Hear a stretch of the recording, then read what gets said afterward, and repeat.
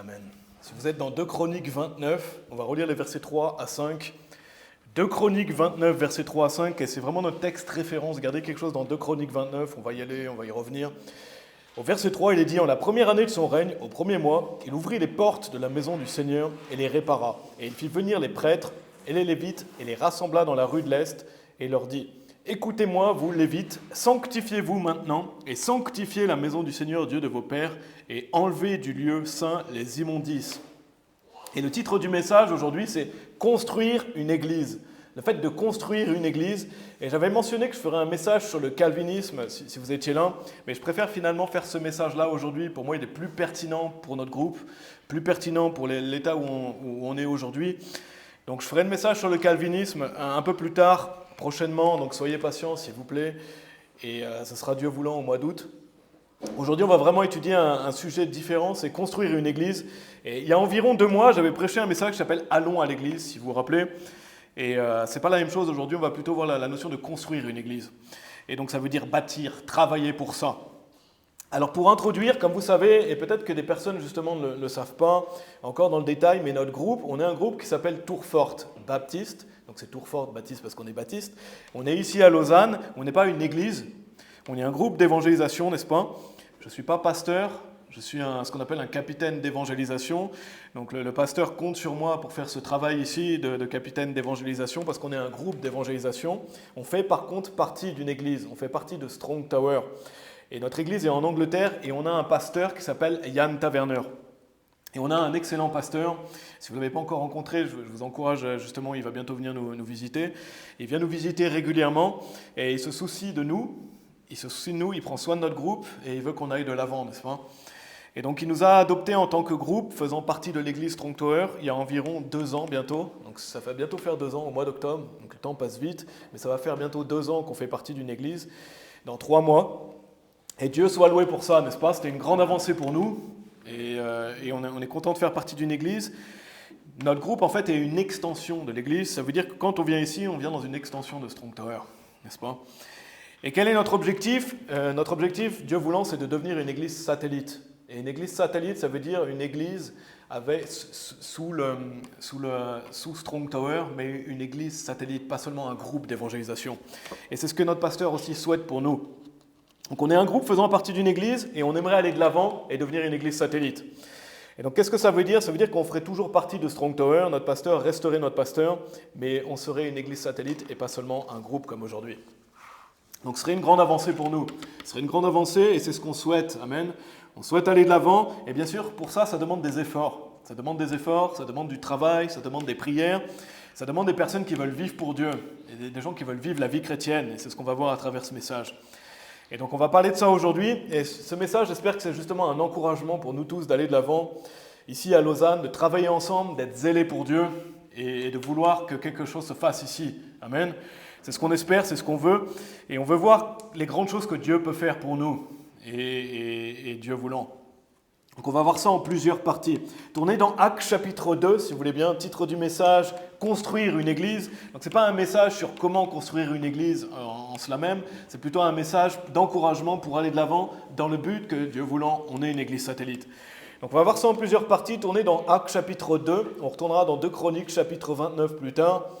Première partie qui est assez courte mais extrêmement importante, c'est la première partie, Dieu bâtit son église. Dieu bâtit son église. Regardez dans Actes chapitre 2, au verset 47. Donc on ne va pas regarder tout le passage, on va se focaliser sur ce verset-là. Il est dit « Louant Dieu et trouvant faveur de tout le peuple ». Donc c'est après que le Seigneur Jésus-Christ est monté au ciel. Donc les apôtres prêchent l'évangile. Et le Seigneur ajoutait chaque jour à l'église ceux qui devaient être sauvés. Donc le Seigneur ajoute à l'église. Il rajoute, c'est lui qui bâtit, c'est lui qui construit. Et c'est pour ça qu'on doit prier pour que le Seigneur envoie des ouvriers dans la moisson, pour que Dieu envoie des ouvriers, pour que Dieu envoie des personnes, parce qu'il y a une moisson, il y a du travail à faire. Mais malheureusement, les ouvriers sont peu nombreux. Mais Dieu ajoute à l'Église. En fait, sans le pouvoir de Dieu, sans l'œuvre de Dieu, il n'y a pas d'Église. Il n'y a pas d'Église si Dieu n'ouvre pas les portes, si Dieu ne bâtit pas son Église. C'est lui qui ajoute des personnes et c'est lui qui ouvre des portes. Je vais vous lire, tourner dans Éphésiens chapitre 5, toujours au Nouveau Testament. C'est dans les Actes, un peu plus loin. Allez dans le livre d'Éphésiens. En attendant, je vais vous lire Psaume 127, verset 1. Il est dit « À moins que le Seigneur ne bâtisse la maison, il travaille en vain ceux qui la bâtissent. À moins que le Seigneur ne garde la ville, le guetteur veille, mais en vain. » Donc la Bible est claire. À moins que Dieu bâtisse, on travaille en vain. Si Dieu ne bâtit pas, tout notre travail est vain. Et il est dit, à moins que le Seigneur ne bâtisse la maison, il travaille en vain ceux qui la bâtissent. Donc la Bible est claire à ce sujet, n'est-ce pas? C'est Dieu qui bâtit, c'est Dieu qui ouvre les portes, et on va revenir sur ça. Mais regardez dans Éphésiens chapitre 5, autre chose que je veux souligner toujours dans cette première partie, le Seigneur Jésus est mort pour l'Église. N'est-ce pas? Il est mort pour nos péchés, il a été enseveli, il est ressuscité pour qu'on puisse aller au paradis, mais il est aussi mort pour l'Église. Regardez Éphésiens 5, versets 23 à 25. Il est dit, car le mari est la tête de la femme, comme Christ est la tête de l'Église. Et il est le sauveur du corps. Par conséquent, comme l'Église est soumise à Christ, de même que les femmes le soient aussi à leur propre mari en toutes choses.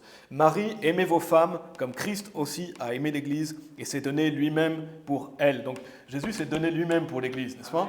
Il a donné sa vie pour l'Église. Et il est la tête de l'Église, donc ça, tout de suite, ça nous montre à quel point l'Église est importante, n'est-ce pas? Si le Seigneur Jésus est mort pour l'Église, il est la tête de l'Église, ça montre l'importance de l'Église. Et quelle grande importance ça a. Et ça doit avoir cette importance aussi pour nous, n'est-ce pas? Si le Seigneur Jésus est mort pour l'Église, s'il est la tête de l'Église, ça doit nous mettre l'Église en priorité dans nos vies. L'Église, c'est la maison de Dieu. Donc ça, c'était la première partie. Retournez dans 2 Chroniques, chapitre 29, si vous voulez bien. Quelle grande importance ça a. Dieu bâtit, il construit, il ajoute. Donc notre groupe fait partie d'une église, Dieu merci, mais on va aller de l'avant. On va aller de l'avant, et encore c'est Dieu voulant, c'est selon son programme. Mais pour ça, on doit travailler à bâtir avec Dieu, faire notre part. Donc retournez dans 2 Chroniques 29, je vais simplement vous lire 1 Corinthiens chapitre 3, verset 9. Il est dit, car nous sommes ouvriers ensemble avec Dieu. Vous êtes le champ de Dieu, vous êtes l'édifice de Dieu. Donc on a besoin de se mettre à l'œuvre. On travaille avec Dieu, n'est-ce pas? Donc, retournons en 2 Chroniques 29, on va relire le début du chapitre, si vous voulez bien. 2 Chroniques, chapitre 29, à partir du verset 1. Pour l'instant, on va relire les 3 premiers versets. Il est dit, Ézéchias commença à régner quand il avait 25 ans, et il régna 29 ans à Jérusalem. Le nom de sa mère était Abijah, la fille de Zécharia. Et il fit ce qui était droit à la vue du Seigneur, selon tout ce qu'avait fait David, son père. Donc, première partie qu'on a vue, c'est... Dieu bâtit son église. Deuxième partie, c'est travailler à l'ouverture des portes d'une église. Le fait de travailler à l'ouverture des portes d'une église. Donc ici, la Bible mentionne Ézéchias. Peut-être que vous avez Ézéchias, c'est le plus connu sous le nom d'Ézéchias. Je crois qu'Ézéchias, c'est le nom anglophone. Il va régner à Jérusalem à la suite de son père. Et regardez ce qu'il est dit au sujet d'Ézéchias. Il était mention de lui comme un bon roi. Au verset 2, il est dit « Et il fit ce qui était droit à la vue du Seigneur, selon tout ce qu'avait fait David, son père. » Et il y a pas mal de passages qui parlent d'Ézéchias. On ne va pas aller dans tous les passages, mais si vous êtes familier avec ce roi, il y a plusieurs choses sur lui. Et donc il est dit qu'il était un bon roi. Avec ça en tête, allez dans 2 Chroniques 28, donc juste le chapitre avant. On va voir à travers le chapitre 29 certaines des choses qu'il a faites. Et c'était un grand roi qui a fait des grandes choses pour Dieu. Mais pourquoi on va parler spécifiquement de lui aujourd'hui? Et c'est ce qu'on va lire par la suite, c'est le fait qu'il a ouvert les portes de la maison du Seigneur. Et il a rétabli le service à Dieu. Donc Tristan a lu à travers le passage, si vous avez bien écouté, il rétablit le service à Dieu, il réouvre les portes alors que ça a été abandonné.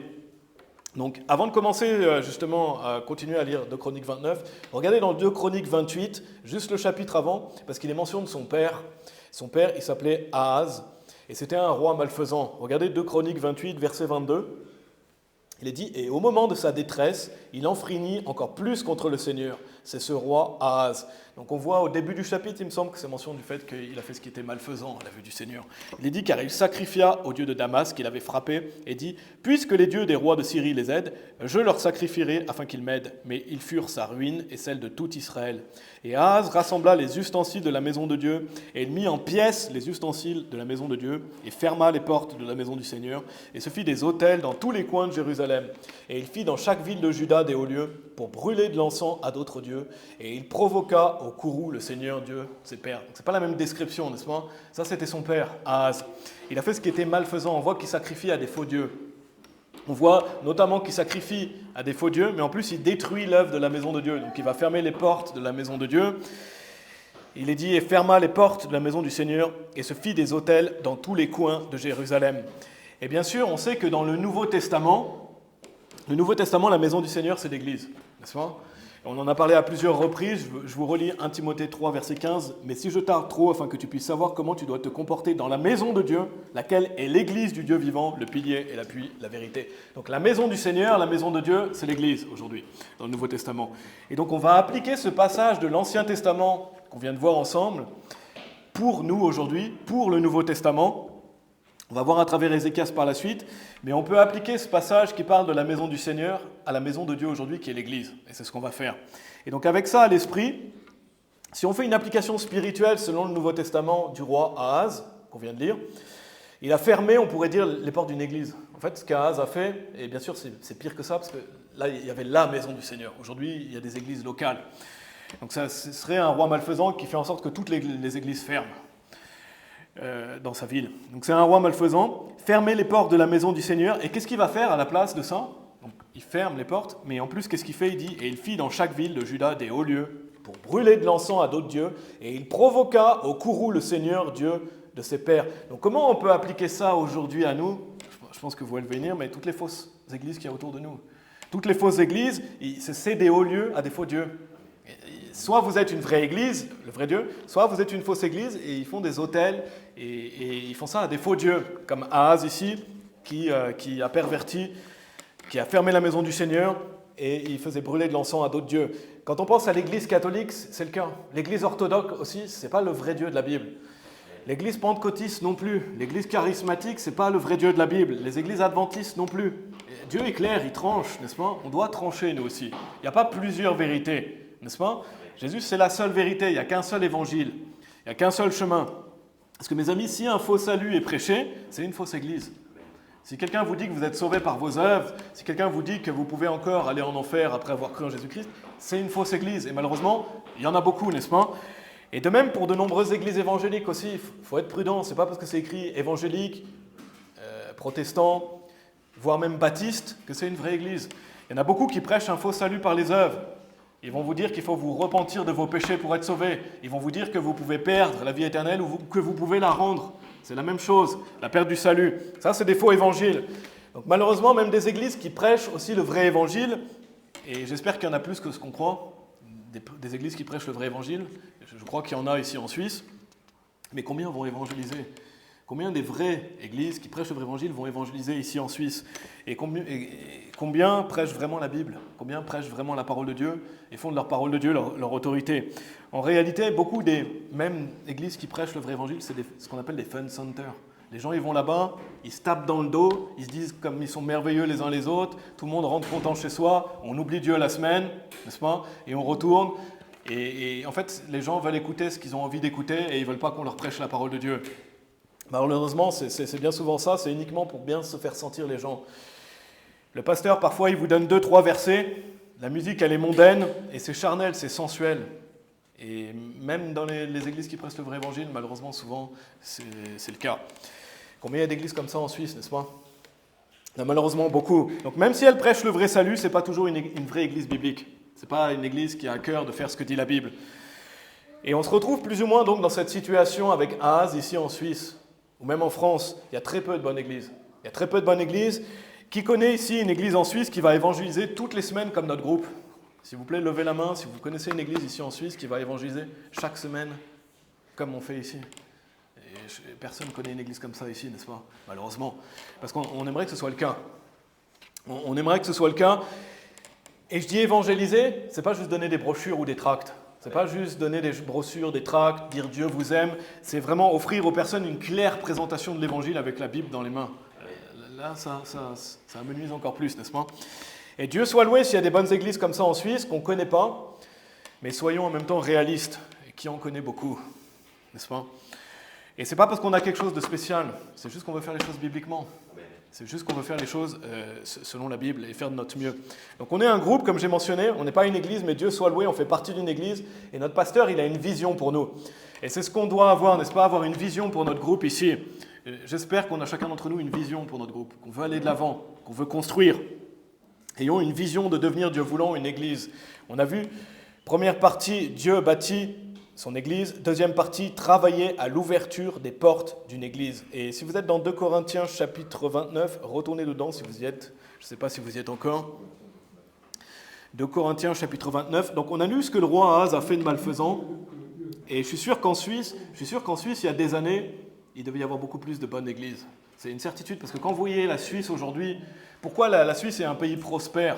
Pourquoi on rencontre autant de personnes sauvées? Parce qu'il y avait beaucoup plus de bonnes églises avant. C'est une certitude. Malheureusement, on commence de plus en plus à ressembler, si c'était fait à l'époque d'Ahaz, où il y a peu de maisons du Seigneur, beaucoup de fausses religions, beaucoup de fausses églises, même de vraies églises, d'églises avec un vrai salut qu'on pourrait considérer comme des églises parce qu'ils ne vont pas évangéliser, parce qu'ils ne font pas la première œuvre. Donc la Suisse est un pays prospère, qui a un grand passé chrétien, et on rencontre des personnes déjà sauvées, mais soyons réalistes et voyons l'état actuel des choses aujourd'hui, n'est-ce pas? Et quand vous regardez l'état actuel des choses, il y a beaucoup de femmes pasteurs déjà. La Bible dit à un homme, pourquoi des femmes sont pasteurs? Pourquoi des femmes se lèvent et ont l'audace de prêcher la parole de Dieu derrière un pupitre, alors que la Bible dit le mari d'une seule femme? Ça parle d'un homme, n'est-ce pas? Non seulement ça, mais il y a aussi des hommes qui prêchent, mais quand vous voyez un homme en skinny jeans qui parle comme une voix efféminée, c'est pas un homme qui va vous dire combien vous êtes merveilleux, avec les lumières violettes derrière, qui va vous parler comme si vous aviez 3 ans. C'est pas un homme de Dieu, n'est-ce pas? C'est pas un homme de Dieu. Le pasteur aussi qui boit de l'alcool. Si le pasteur vous dit oui, l'alcool c'est pas si grave, moi j'en bois, partez. Si le pasteur boit de l'alcool, qu'est-ce qu'il va vous enseigner? La Bible parle d'être sobre. Non seulement ça, mais est-ce qu'il y a des vraies évangélisations, comme j'ai dit? Donc comment on doit répondre à tout ça? C'est pas pour se lamenter sur notre sort. Comment on doit répondre à tout ça? Regardez dans 2 Corinthiens chapitre 29. On a vu Dieu bâtit son église. On a vu travailler à l'ouverture des portes d'une église. C'est là où on en est. Et regardez au verset 3. Donc en parlant d'Ézéchias, au verset 3 dans 2 Corinthiens chapitre 29, il est dit, en la première année de son règne, au premier mois, il ouvrit les portes de la maison du Seigneur et les répara. Et il fit venir les prêtres et les Lévites et les rassembla dans la rue de l'Est et leur dit, écoutez-moi, vous Lévites, sanctifiez-vous maintenant et sanctifiez la maison du Seigneur, Dieu de vos pères, et enlevez du lieu saint les immondices. Donc notez ce qu'il est dit sur ce roi, il est dit en la première année de son règne, au premier mois. Donc on voit quelle était la priorité d'Ézéchias, n'est-ce pas? Première année, premier mois de son règne, on réouvre la maison du Seigneur. Donc on voit qu'il a ses priorités au bon endroit. On peut difficilement faire plus grande priorité que ça, n'est-ce pas? Il ouvrit les portes de la maison du Seigneur et les répara. Et ça c'est un grand homme de Dieu sur qui on veut prendre exemple, n'est-ce pas?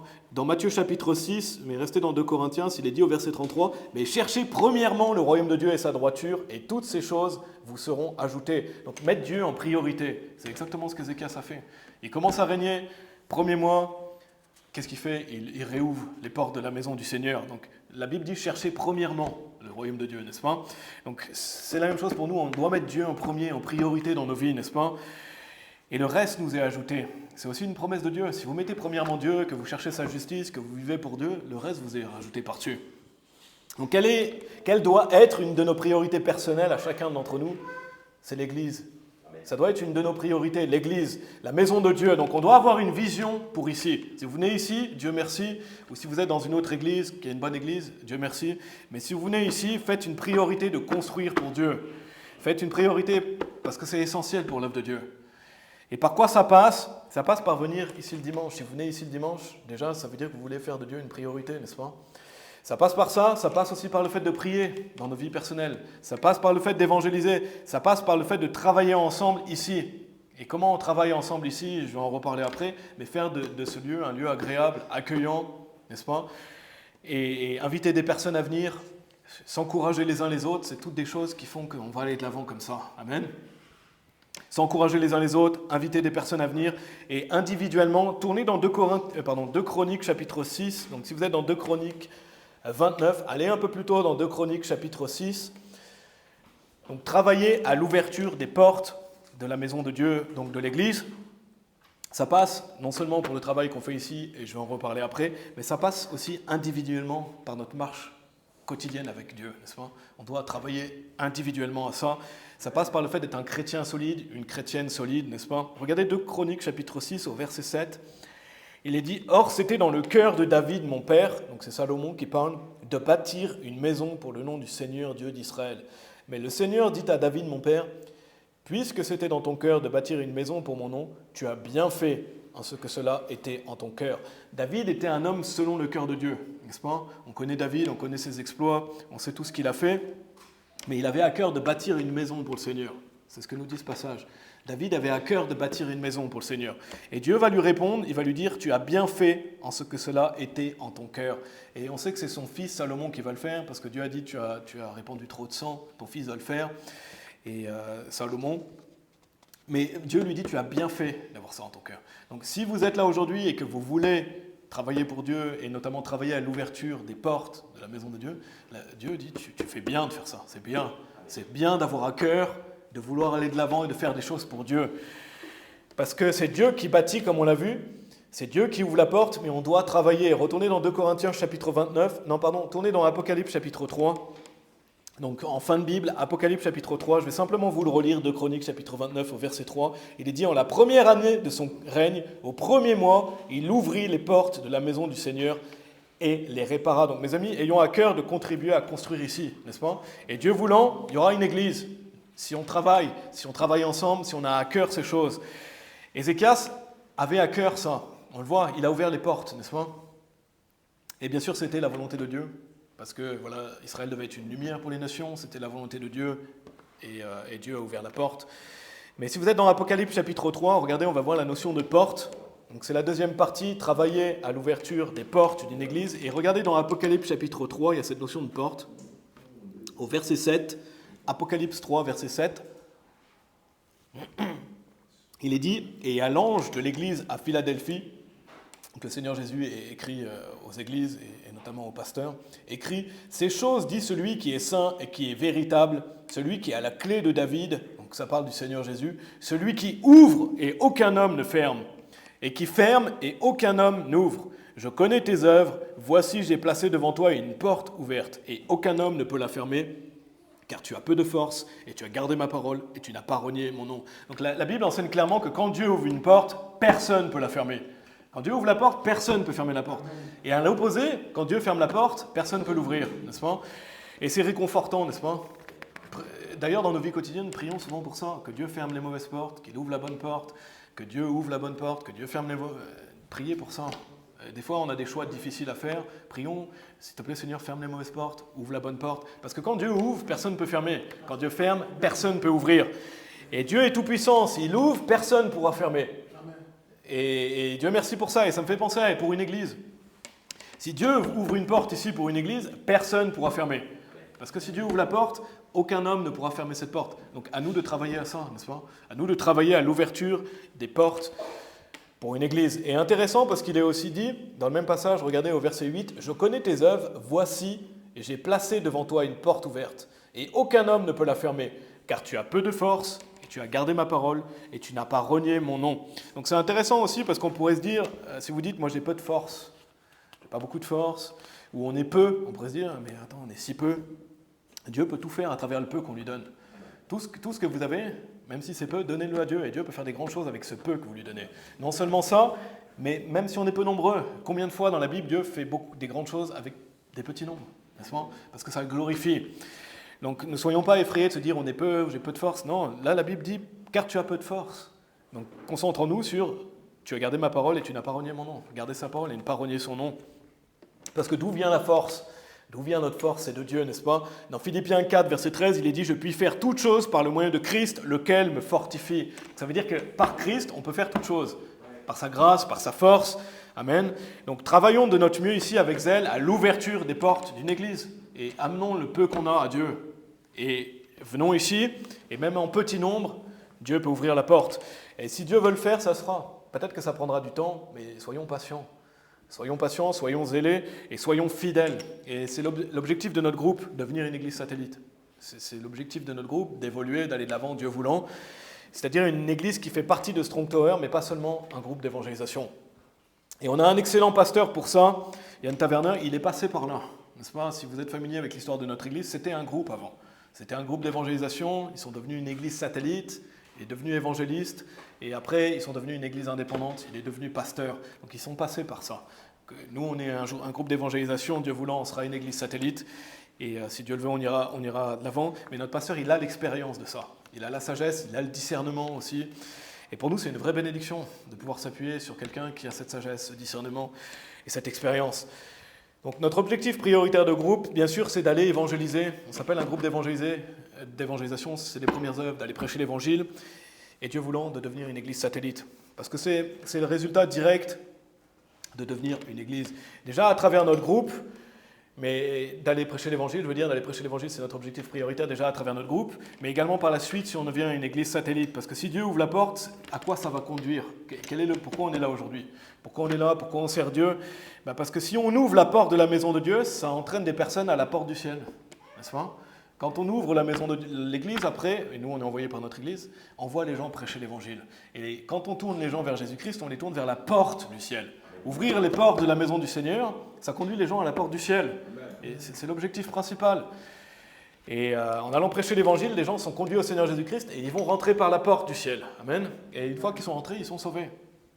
Tournez dans 1 Corinthiens chapitre 16, si vous voulez bien. Je ne sais plus où vous êtes dans Apocalypse 3. Revenez en arrière dans le Nouveau Testament, dans 1 Corinthiens chapitre 16. Je ne vais pas trop développer ça dans ce message, mais je voulais le mentionner. C'est toujours important. Parce que quand on travaille à ouvrir les portes de la maison de Dieu, quand Dieu ouvre une porte, qu'est-ce que dit la Bible? Regardez 1 Corinthiens chapitre 16 au verset 9. Il faut toujours garder ça aussi à l'esprit. Regardez 1 Corinthiens chapitre 16, verset 9. Car une porte grande et efficace m'est ouverte. Mais il y a une suite. Et il y a beaucoup d'adversaires. Et on aimerait qu'il n'y ait pas cette suite, n'est-ce pas? Mais Paul dit, quand une porte grande est ouverte et efficace, il y a des adversaires. Et laissez-moi vous dire qu'en Suisse, il y a une porte grande, ouverte et efficace. Déjà pour l'évangélisation, n'est-ce pas? Beaucoup de personnes sont réceptives à l'évangile.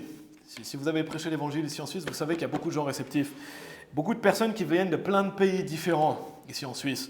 Beaucoup de gens qui sont ouverts et réceptifs à l'évangile. Et on le sait quand on va prêcher l'évangile. On l'a vu ce matin encore une fois, n'est-ce pas? On l'a vu ce matin encore une fois, on allait prêcher l'évangile. Il y avait un premier banc, 2 personnes sauvées, un deuxième banc, 3 personnes sauvées. Les 2 bancs à côté. Et c'est pas toujours comme ça. Mais ce que je veux dire, c'est qu'il y avait ces gens réceptifs. Si on était plus nombreux, il y aurait encore plus de personnes sauvées. Parce qu'il y a des gens qui viennent de partout en Suisse. Des gens qui viennent de plein de pays différents. Il y a des gens humbles qui se disent chrétiens, mais qui ne savent pas comment aller au paradis.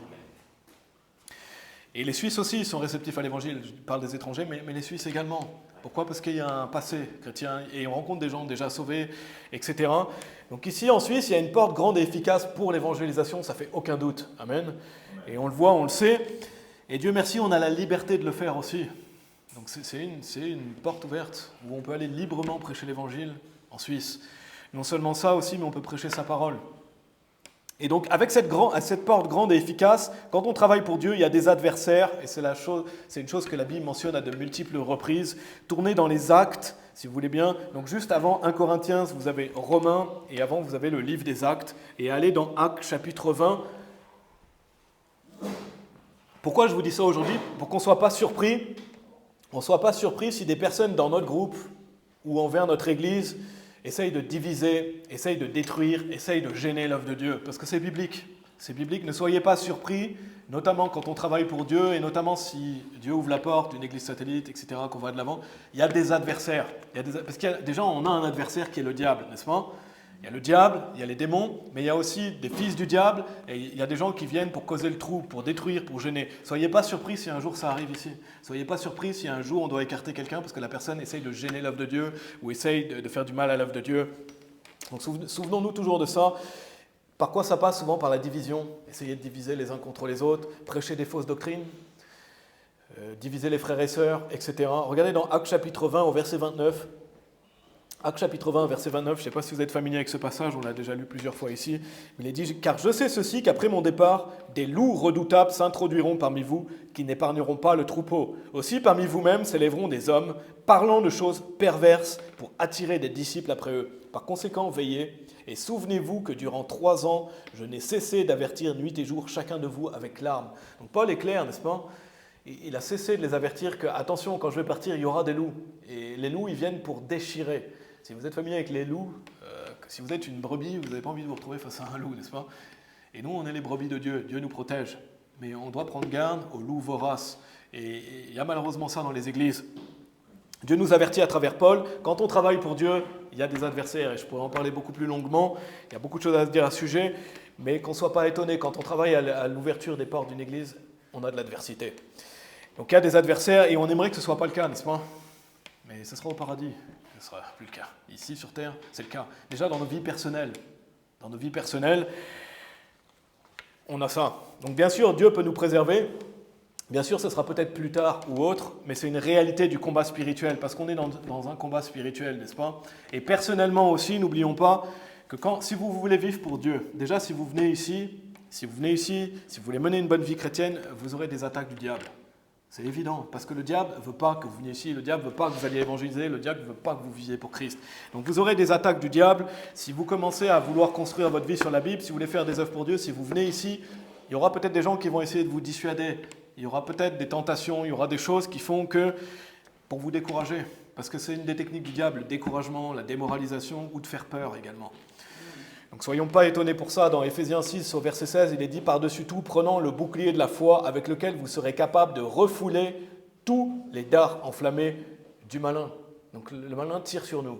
On doit prendre le bouclier de la foi, n'est-ce pas? On doit prendre ce bouclier parce que le diable peut nous tirer dessus par la peur. Il peut nous tirer dessus par le découragement, il peut nous tirer dessus par la démoralisation, par la tentation. Donc soyons alertes et prenons le bouclier de la foi. Amen. Retournez dans 2 Chroniques chapitre 29 si vous voulez bien. Donc on a fini la première partie qui était Dieu bâtit son église. La deuxième partie c'est travailler à l'ouverture des portes d'une église. Et la troisième partie c'est le fait de servir dans notre groupe. Le fait de servir dans notre groupe. Parce que si un jour on veut devenir une église satellite, on doit travailler ensemble à l'ouverture des portes d'une église. Et Dieu peut ouvrir une porte, mais ça passe par le fait de servir, n'est-ce pas? Déjà, première chose, s'assurer d'être sauvé, n'est-ce pas? S'assurer d'avoir reçu la vie éternelle. Crois au Seigneur Jésus-Christ et tu seras sauvé. Quand on a reçu la vie éternelle, on est sauvé pour toujours. Bien sûr, ça c'est la base, s'assurer d'être sauvé. Après, si vous n'êtes pas baptisé, c'est un clair commandement de Dieu aussi de se faire baptiser par immersion. Je l'ai mentionné dans les annonces. Et pour devenir membre, il faut se faire baptiser. Amen. Donc si vous n'êtes pas baptisé, justement, comme j'ai dit, notre pasteur va venir prochainement, faites-vous baptiser. Il y a 2 ordonnances dans le Nouveau Testament. Le fait de prendre la scène et le fait de se faire baptiser. Une fois que vous êtes baptisé, c'est une fois, seulement une fois, après avoir été sauvé. Pour devenir membre d'une église, il faut être baptisé, parce que ça montre que vous voulez suivre le Seigneur Jésus-Christ, ça montre que vous l'aimez. Et bien sûr, on peut venir sans être baptisé, mais pour être disciple du Seigneur, pour être un membre de notre église, il faut se faire baptiser, n'est-ce pas? Se faire baptiser par immersion. Donc ça passe bien sûr par le fait d'être sauvé, d'être baptisé, et par quoi ça passe aussi pour chacun d'entre nous? C'est par le fait de servir ici. Et c'est ce que je veux souligner dans cette partie, venir fidèlement et servir. Venir fidèlement et servir. Regardez dans 2 Chroniques 29, on va retourner au verset 3. Si on veut que ça arrive, on doit fidèlement servir Dieu ici, n'est-ce pas? Si on veut qu'il y ait une église satellite, si on veut que Dieu ouvre une porte, on doit faire notre travail et Dieu voulant, c'est Dieu qui bâtit après son église. Regardez 2 Chroniques 29, à partir du verset 3. Donc on avait laissé le fait que Ézéchias avait ouvert les portes de la maison. Regardez, il est dit au verset 3, « En la première année de son règne, au premier mois, il ouvrit les portes de la maison du Seigneur et les répara. » Et donc on voit qu'il répare, parce que malheureusement, l'œuvre avait été détruite. « Et il fit venir les prêtres et les Lévites, et les rassembla dans la rue de l'Est, et leur dit, « Écoutez-moi, vous Lévites, sanctifiez-vous maintenant, et sanctifiez la maison du Seigneur, Dieu de vos pères, et enlevez du lieu saint les immondices, car nos pères ont enfreint et fait ce qui était mal aux yeux du Seigneur notre Dieu, et l'ont abandonné, et ont détourné leur face de l'habitation du Seigneur, et ont tourné leur dos. Ils ont aussi fermé les portes du portique, et ont éteint les lampes, et n'ont pas brûlé l'encens, ni offert d'offrandes consumées au Dieu d'Israël dans le lieu saint. » Allez au verset 11. On va juste lire le verset 11 pour faire le point dans cette partie.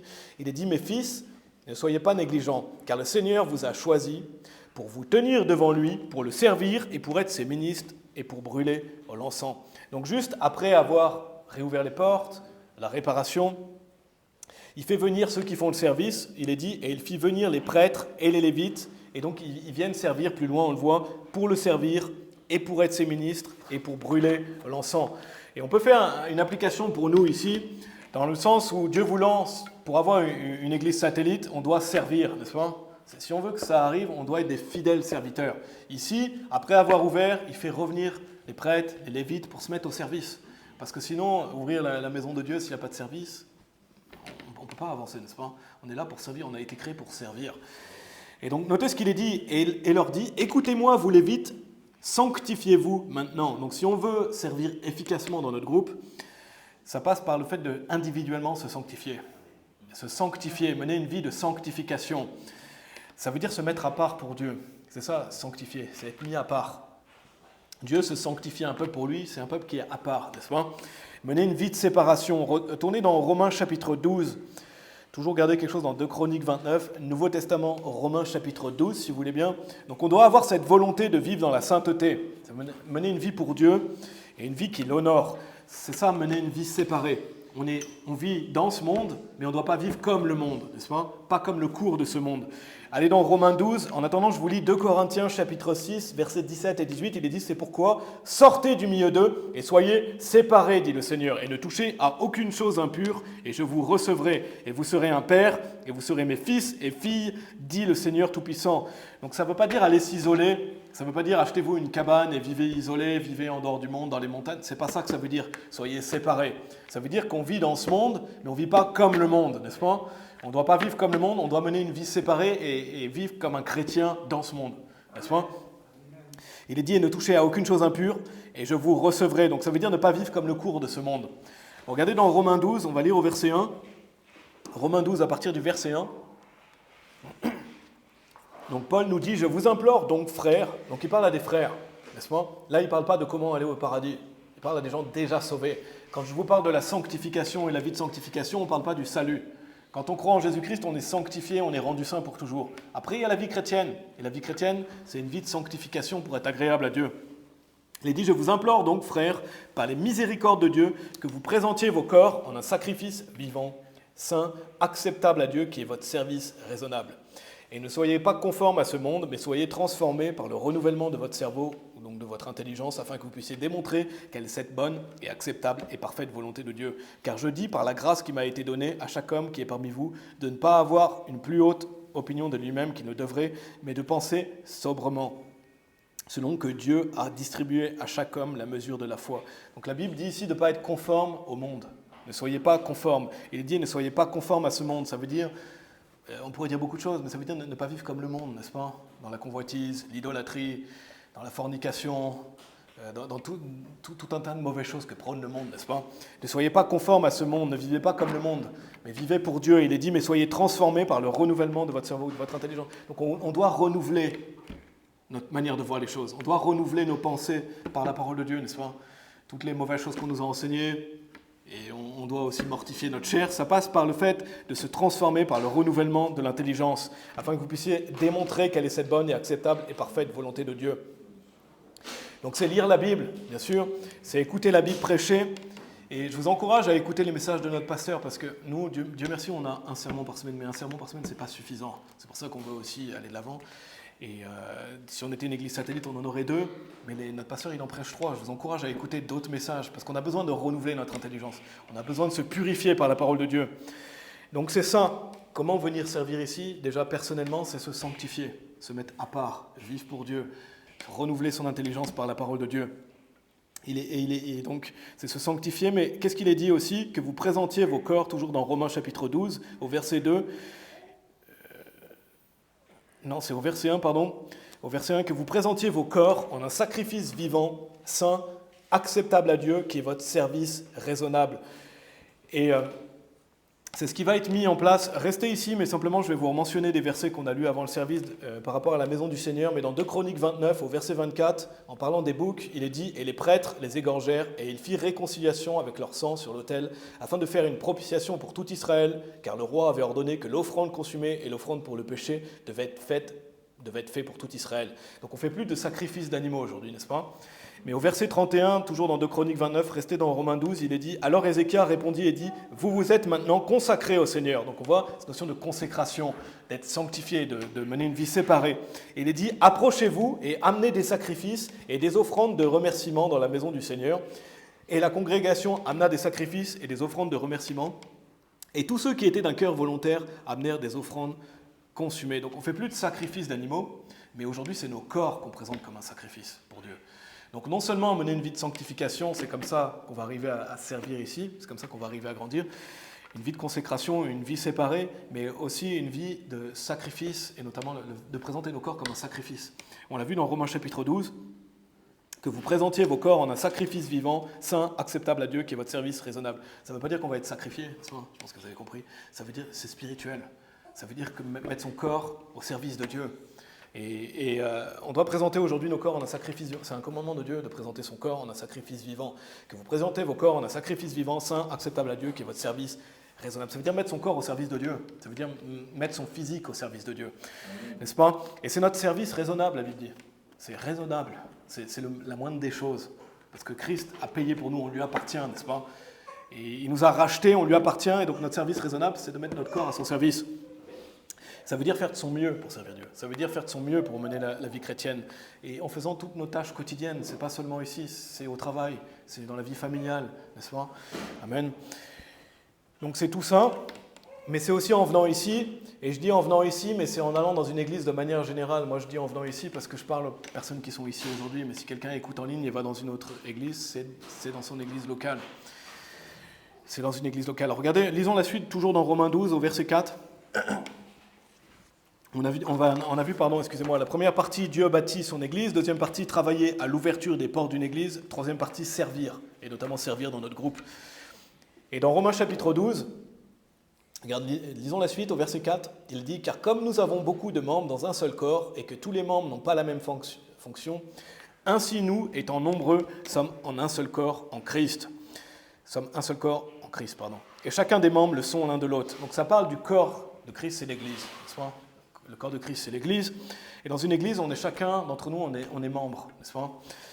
Et notre groupe fait partie de Strong Tower. Verset 6, il est dit « Ayant donc des dons différents selon la grâce qui nous est donnée, soit la prophétie, prophétisons selon la proportion de la foi, ou le ministère, employons-nous à notre ministère, soit celui qui enseigne à enseigner, ou celui qui exhorte à l'exhortation, celui qui donne, qu'il le fasse avec simplicité, celui qui dirige avec assiduité, celui qui montre miséricorde avec bonne humeur, que l'amour soit sans dissimulation.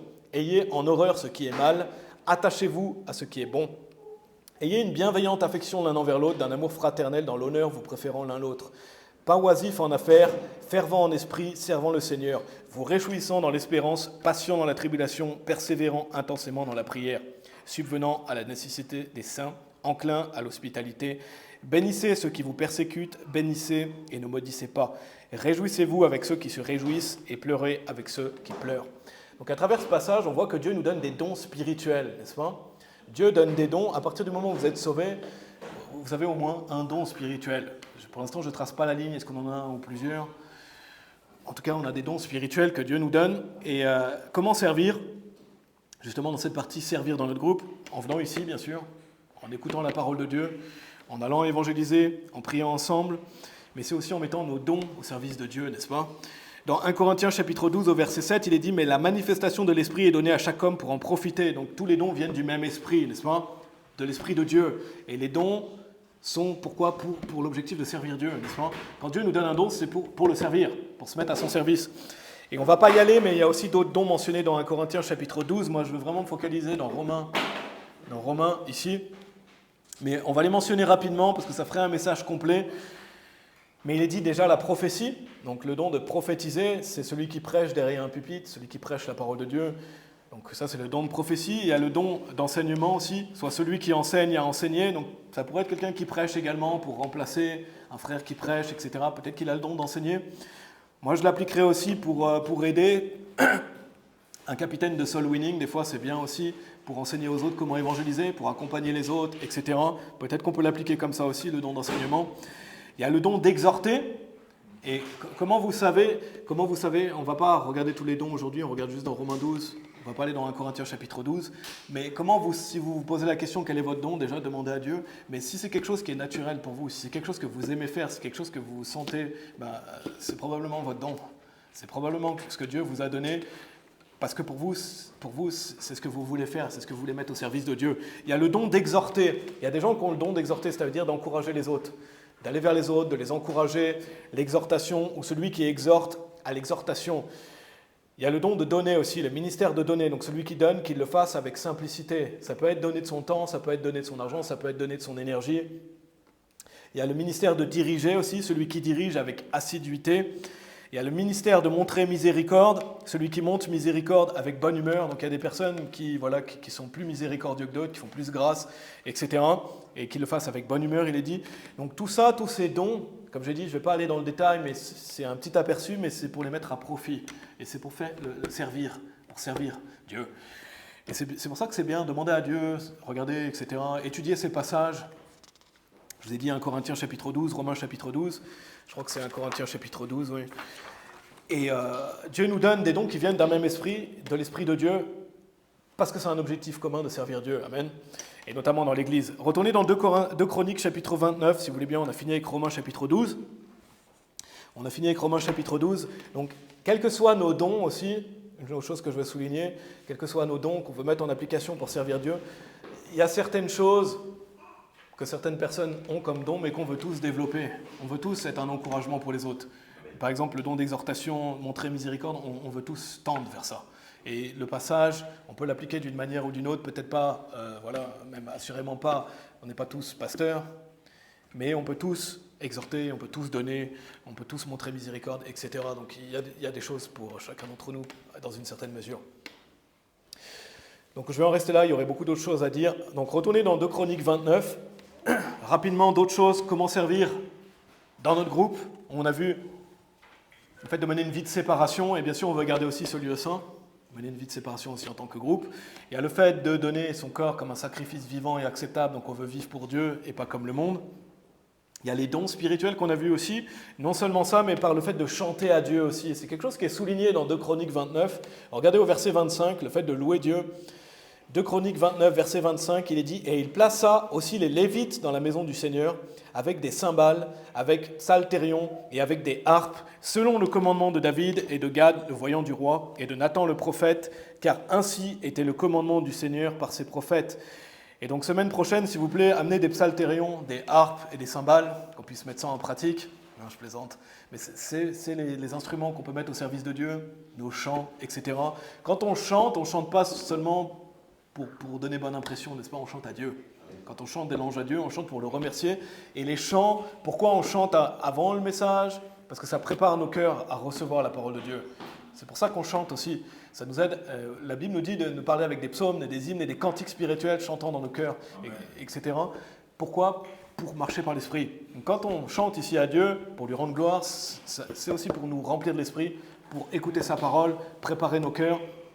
Et on finit par un chant, parce qu'on veut rendre gloire à Dieu également aussi, etc. Donc on ne chante pas juste pour chanter.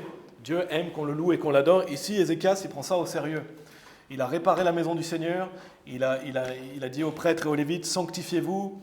Ils ont repris les sacrifices, et après, il remet en place les louanges à Dieu, les chants, les instruments.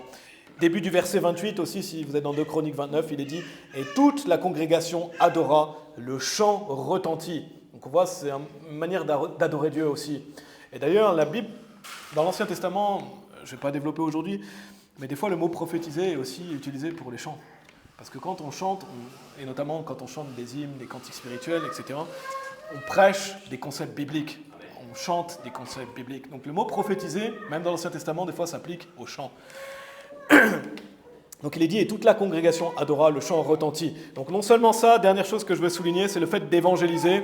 Je ne vais pas trop développer ce point, on a déjà fait des messages sur l'évangélisation, j'en referai un prochainement certainement.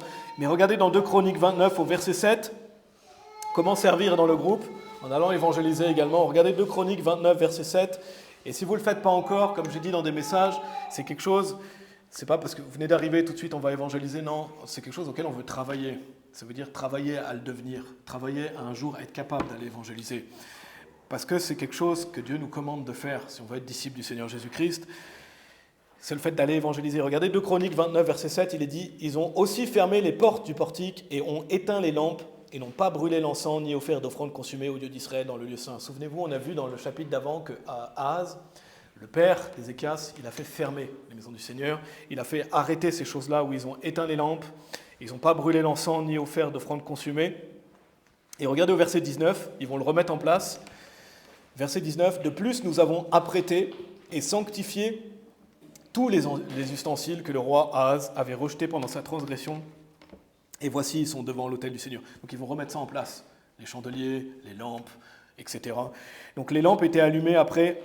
Et je vais vous lire, tournez dans Apocalypse chapitre 2, si vous voulez bien. On a bientôt fini le message après, Apocalypse chapitre 2. Mais ils vont réallumer les lampes qui avaient été éteintes, et les lampes étaient sur le devant du chandelier.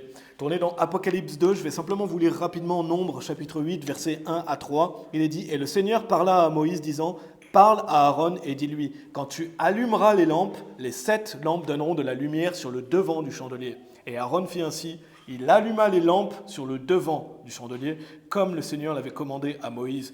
Donc quand il est mention des lampes, je pense que ça fait mention des lampes qui étaient sur le chandelier. Et que représente le chandelier? Regardez dans Apocalypse chapitre 2, versets 4 à 5.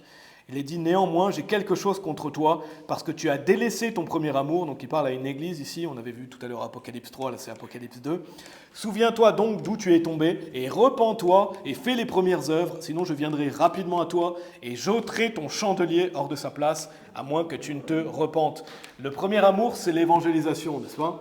C'est la première mission, le fait d'aller prêcher l'évangile. Et le Seigneur Jésus dit, « Et j'ôterai ton chandelier hors de sa place, à moins que tu ne te repentes. » Donc s'ils ne se remettent pas à l'œuvre, notamment le fait d'aller évangéliser, le Seigneur Jésus dit, « Je vais ôter ton chandelier. » Donc le chandelier représente le fait d'aller évangéliser, n'est-ce pas? Le fait d'aller évangéliser, ça représente ça, et je ne vais pas développer plus, mais c'est simplement pour vous mentionner que comment on se met au service du groupe en allant évangéliser. Et Ézéchias, il a remis en place ça. Pourquoi? Parce que ça représente l'évangélisation dans le Nouveau Testament. Et on pourrait aller plus loin en disant qu'on devrait être une lumière pour les nations, n'est-ce pas?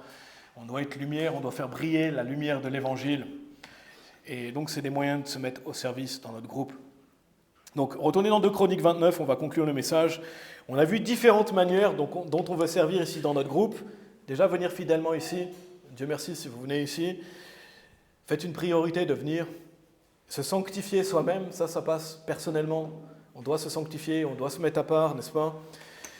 Ça passe aussi par le fait de garder ici comme un lieu saint. C'est pour ça qu'il y a une discipline dans une église. On a vu le fait de donner son corps en un sacrifice vivant. C'est notre service raisonnable, n'est-ce pas? On a vu aussi le fait de mettre nos dons au service. C'est comme ça aussi qu'on va grandir. C'est comme ça qu'on va encourager les autres, se montrer miséricorde, etc. Mettre nos dons au service du groupe. On a vu le fait de chanter. On a vu le fait d'évangéliser. Il y a plus à dire encore, mais c'est toutes des manières de se mettre au service du groupe. Et tout ça, ça bénéficie à l'œuvre de Dieu. Tout ça, c'est pour Dieu au final, n'est-ce pas? Tout ça, c'est pour se mettre à son service. Et tout ça, ça permet à travailler à l'ouverture des portes d'une église, comme on a vu aujourd'hui. Et quoi qu'il arrive, c'est notre service raisonnable. Quoi qu'il arrive, c'est notre service raisonnable. Et ça apporte la joie. C'est la dernière partie simplement que je vais mentionner. Je ne vais pas la développer, mais allez dans 2 Chroniques 29. On va lire le verset 35. Je vous rappelle les parties. Première partie, Dieu bâtit son église. Deuxième partie, travailler à l'ouverture des portes d'une église. Troisième partie, servir dans notre groupe. Et la quatrième partie, c'est la joie de construire. Il y a une véritable joie de construire pour Dieu. Et regardez, à la fin du chapitre, 2 Chroniques 29 au verset 35, c'est un peu, on pourrait dire, la conclusion de ce chapitre. Après avoir ouvert la maison du Seigneur, après tout ce qu'on a vu, regardez 2 Chroniques 29 au verset 35, il est dit « Et les offrandes consumées étaient aussi en abondance, avec les graisses des offrandes de paix et avec les offrandes liquides pour chaque offrande consumée. Ainsi, le service de la maison du Seigneur fut rétabli. » Donc là, il a ouvert les portes, réparé, et le service est rétabli. Verset 36, « Et Ézéchias et tout le peuple se réjouirent de ce que Dieu avait disposé le peuple, car la chose fut faite subitement. » Quand on sert Dieu, la conclusion, c'est la joie. La joie de servir Dieu. Si vous voulez la vraie joie dans votre vie, c'est en servant Dieu. Ce n'est pas la fausse joie temporaire du monde, n'est-ce pas? Et ce n'est pas aussi, la Bible parle du plaisir du péché pour une saison.